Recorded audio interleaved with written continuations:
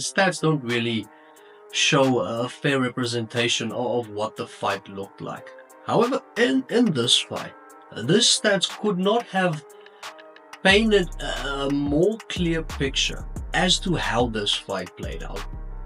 Because I think Sean had like 220 something significant strikes, had over 10 minutes of control time, and Leon had like I think 20 seconds of control time, had like 23 significant strikes. It was levels, and we saw this happening, or some of us predicted this happening. We saw the blueprint to beat Leon Edwards, and Sean Brady basically just ran with that blueprint and absolutely dominated Leon. Ended up submitting Leon in the 4th round, the first time Leon has ever lost via stoppage. Sean Brady might be in for the next. We'll get to that. My only question, something that I cannot fathom for the life of me, how did Sean Brady, how did he get knocked out by the law? Yeah, I cannot give you a justifiable answer for that question. I can't.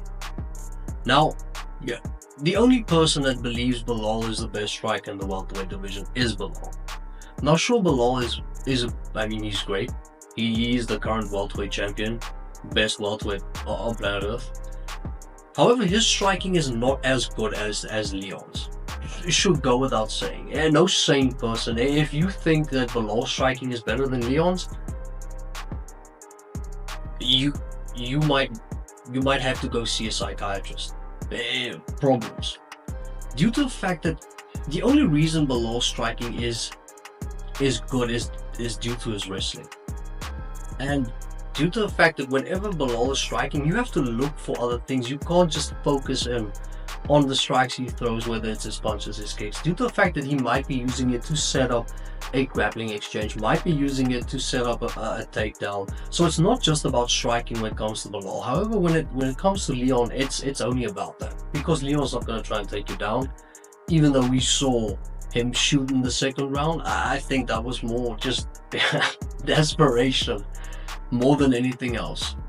So it goes without saying, if Leon and Bilal had to have a kickboxing match, Leon would sentence Bilal to bed.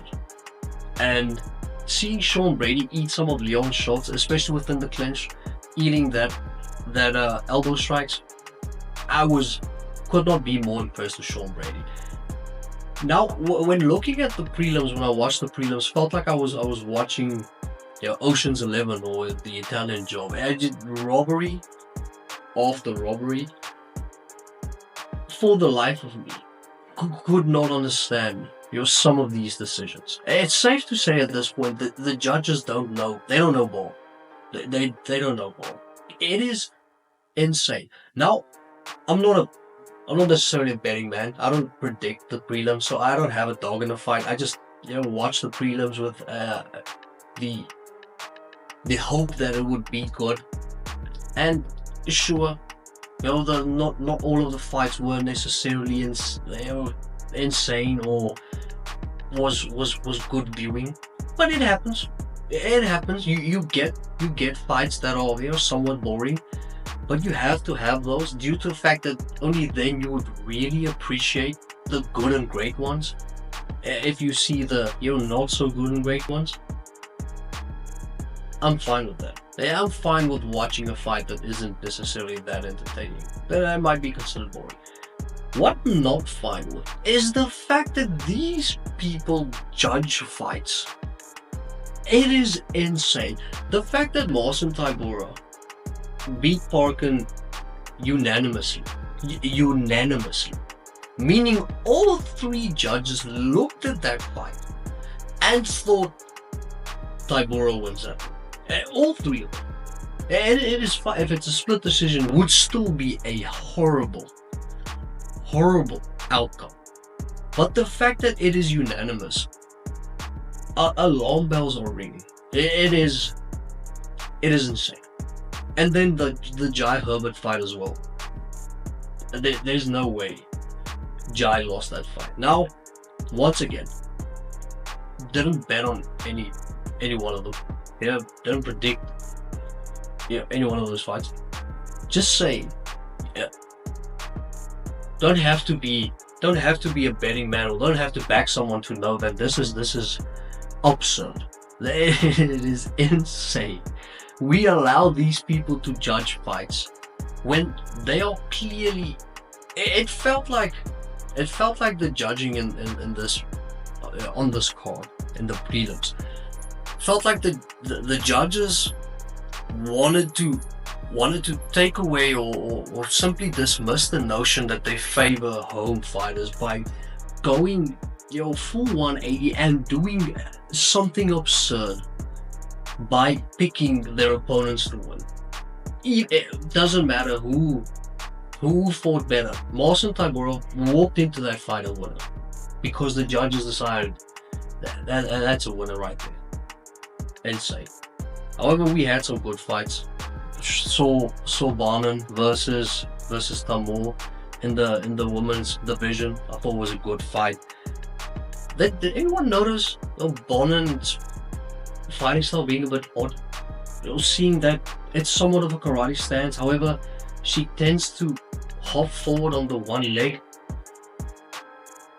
I don't think that's sustainable inside of the UFC. Now, I might be wrong. She's in the UFC. I'm obviously not. However, when she fights a wrestler, I don't think that would fly, because any wrestler would shoot. Yeah, you could potentially eat something on your entry. It's gonna be painful, but it's not knocking you out.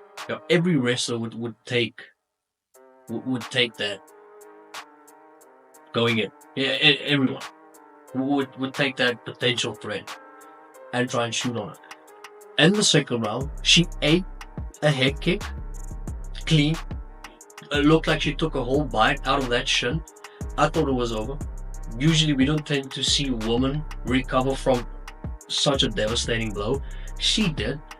Got the submission in the end. I thought it was impressive. Yeah, I genuinely thought it was impressive. The Kavanaugh versus Dos Santos fight, insane. They could take that fight. And instead of one of the prelim fights every weekend, they could show the highlight of that fight, the entirety of the fight as a highlight. I would watch it every single weekend. I haven't seen a fight as bloodied as that one in a while, where Kavanaugh was basically, he was bleeding. If there was a spot on his head or his face, he was bleeding on that spot. Looked like he was wearing a mask. It looked like paint. It was insane. Suffering the first round, losing the first round, then going on to win the fight. It was spectacular. Main card time. With regards to my predictions, I went 4-2. I thought Nathaniel Wood would beat Charrier, and was an impressive performance by Nathaniel Wood. However, it was difficult picking on that one. Charrier is really good. Thought that his grappling might be an issue. Luckily, it wasn't. Wood came out on top, dropping Charrier in the first round as well. I thought Nathaniel Wood looked excellent, and yeah, I'm fairly interested to see what Nathaniel Wood, what's next for him inside of the featherweight division. I think he might be a potential top 5 featherweight. Then going into the next fight, I had Vucenic wrong. I had it wrong. Duncan looked insane, and dropping Vucenic in the first round, I kind of knew, yeah, I had this one wrong. And in the second round, we saw Vucenic go for a takedown, got caught in a guillotine, ended up losing the fight. And I'm somewhat, I wouldn't say displeased, but I thought I would have seen it better against Guram, where he was impressive, knocking Guram in the first round, but then round number 2 and 3, a lack of fight IQ. But I thought it was experience.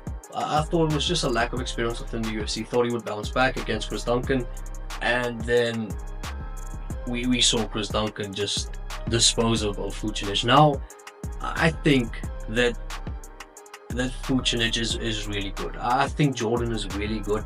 I just feel like he just needs a win. Just get a victory. It doesn't matter against who, just get a victory inside of the UFC. Start building confidence, because it looked like he was lacking confidence in that fight, especially after the first round. He just looked out of it, and I genuinely think he does have potential. He just needs a win, needs to build up his confidence, and I think he'd be fine. But Chris Duncan, yeah, impressive showing. He had a really good performance. I think he could have won performance on the night. He didn't. I think if he had received the performance bonus, I think it would have been warranted. Then going on to the third fight, Molly Meatball McCann versus Alexia Thainara. Somewhat stunned myself the fact that I got Thainara right the first time. We saw, I thought that Molly would be a problem for Alexia. I thought that her boxing would be a problem, but Alexia just dominated wherever the fight took place. Dominated on the feet, got Molly to the ground, ended up submitting Molly, and we saw Molly retire.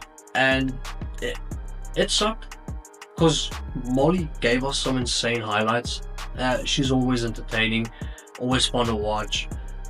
So it sucked, but I mean, that's the way she feels, and I hope that, you know, in her retired career and going, you know, going to the next step of her life, I just hope she enjoys it. Just do not come back. And it's no disrespect to Molly McCann, but whenever they retire, just, I know it's probably difficult for all of them, just stay retired. The damage you do to your legacy by coming back and then just continuously losing, it's devastating. So you, and just don't, no, I'm not saying this because I want to be disrespectful, don't come back, because usually when fighters retire and they come back, it tends to not go in their favor, and they just end up doing damage to the legacy. So enjoy retirement, stay retired. Thank you for all of the moments. Thank you for the 2 spinning back elbows, insane. And just thank you for your career, and enjoy retirement. Heading into the 4th fight, we saw Kevin Holland versus Gunnar Nelson. I predicted Kevin to win this fight by a knockout. Thought he would catch Gunnar and thought he would knock him out. And had the first round been 30 seconds longer, probably would have been right. It probably would have been right. But then in the second round, we saw Gunnar came back. Felt like if Gunnar was able to take Kevin Holland down, the fight was a wrap. I did not think that Kevin would be able to avoid Gunnar's potential submission threat, and, you know, everything that he possesses with regards to his skill set on the ground. I thought Kevin might have gotten submitted if the fight went to the ground the same way he got submitted with his fight against Emilio Ritter. So I thought either if the fight plays out on the feet, Kevin's winning. If it goes to the ground, Gunnar's winning. Kevin won that fight. Even though Gunnar had more control time, we have to, as fans, we cannot blame the judges for being absolutely horrible. If we don't understand ourselves that having a takedown is worth the takedown. However, what happens afterwards is still up for debate and is still somewhat judgeable, if it makes sense. If you get a takedown, you score the takedown, sure, you got a takedown, well done. However, if you get a takedown and you just basically lay in full guard, and the other guy is continuously blasting your head with either punches or elbows, and you are the one covering up, even though you are on top control, who's in more of a threat?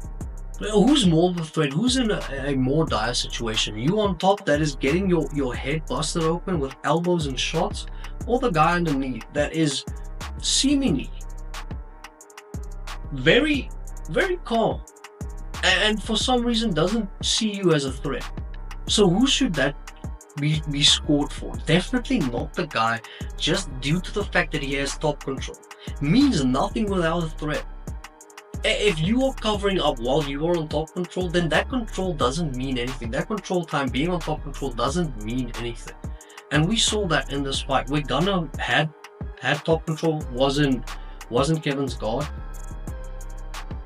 and got teed off on, and basically covered up for the majority of it, especially in the 3rd round. So what? How should it benefit you? You already got the takedown, you already got that point, now you're laying on top of someone. And you should still get the benefit of this exchange, even though you are the one that's in trouble. So, fans, come on, we need to concede the fact that wrestling is scored due to outcome. Like if you get a takedown and you continuously jockey for position and you go to half guard, you maybe even go to side control, go to full mount, then sure, because it's a constant progressive system where you are actually controlling your opponent. Whether you use it to find submissions or whether you use it to knock your opponent out, get a TKO victory, doesn't matter. You are constantly progressing in that exchange. However, if you take someone down and you lie in full guard and he just continuously blasts your face with punches and strikes and you are the one covering up, you should not get that control time. It is not a very difficult thing to fathom. So I thought that the decision was warranted. Now I did pick Kevin to win the fight, so maybe I'm biased. However, it just feels like what's the use of getting a takedown? You get the benefit of getting said takedown, so you get scored a takedown, and then you just lie on top of your opponent like a blanket. Now I'm not saying that's what Gunnar did. I'm just saying in general, I think that is a problem with wrestling, where people get the benefit of getting the takedown. They also get the benefit of having control time. However, they don't do anything with their control time. So do they really then control their opponent? I don't know. Was fun to see Kevin being worn by Gunnar as a handbag. When Kevin went for the omoplata and Gunnar just decided that he was just gonna stand up. Yeah, entertain. Looked at one another, gave one another a smile. It was insane. Then heading into the co-main event, Jan Blachowicz versus Carlos Ulberg. We saw Jan for the first time in more than a year and a half layoff. And I thought Carlos would be able to knock Jan out. Now, obviously, with that prediction, I predicted Carlos to win the fight. Carlos did end up winning the fight. And we didn't see the fight we wanted to see. Now, sure, it could have gone either way. I do feel like Carlos won the fight just due to the fact that he was hitting more clean shots. Jan had a little bit of damage on his face. Now sure, Jan was blasting Carlos's legs, but didn't really look like it bothered Carlos Ulberg in that fight. Could have gone either way. I wouldn't have had a problem with it if Jan won the fight.